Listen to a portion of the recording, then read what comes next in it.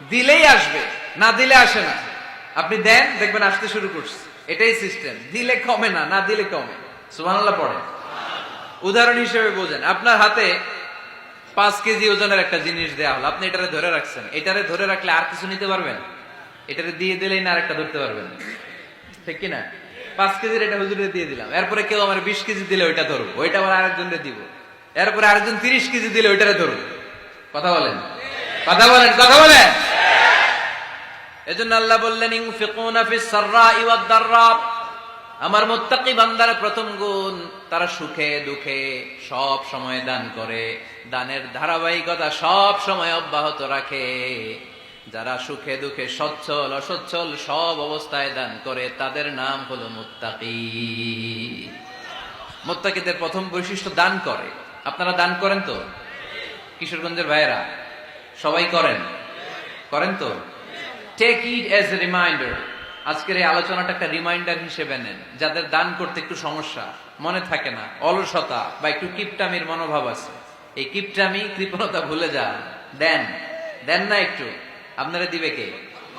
বিশ্বাস হয়? দিলে বাড়ে, দিলে না দিলে কমে। কারণ আপনি দিলে আপনারে দিবে কে?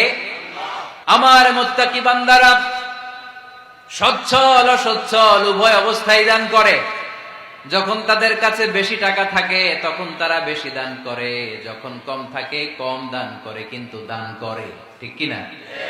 দান করার ধারাবাহিকতা কখনো থামায় না।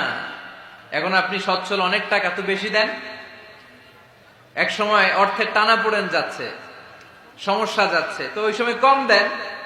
বছরে আপনি অবস্থা ভালো থাকলে 10,000 টাকা সাদাকা করেন, যখন অবস্থা খারাপ 10 টাকাও কি সাদাকা করা যাবে না? তার মানে ইনফিকুনা ফিস সাররাই ওয়াদ দাররা, সুখে দুঃখে সব সময় যে দেয় তার নাম মুত্তাকি। সুখে দুঃখে সব সময় যে দেয় তার নাম। মদিনার সমাজে, মদিনার সাহাবীদের মধ্যে সবচেয়ে গরীব সাহাবী ছিলেন সাইয়েদনা বেলাল রাদিয়াল্লাহু তাআলা আনহু। নিজের লজ্জাস্থান ঢাকার কাপড়টা ছাড়া তার কাছে দ্বিতীয় কোনো কাপড় ছিল না। সকালে যদি খাবার পেত, দুপুরে খাবার ছিল না, দুপুরে পেলে রাতের জন্য ছিল না, আজকে খাবার থাকলে কালকে নাই। মদিনার সবচাইতে গরীব সাহাবী বেলাল রাদিয়াল্লাহু তাআলা আনহু, লজ্জাস্থান ঢাকার জন্য শুধু একটা জামা ছিল, গায়ে দেওয়ার মতো কোনো জামা নাই। এই সাহাবীর মতো গরীব কোন সাহাবী মদিনার জমিনে নাই।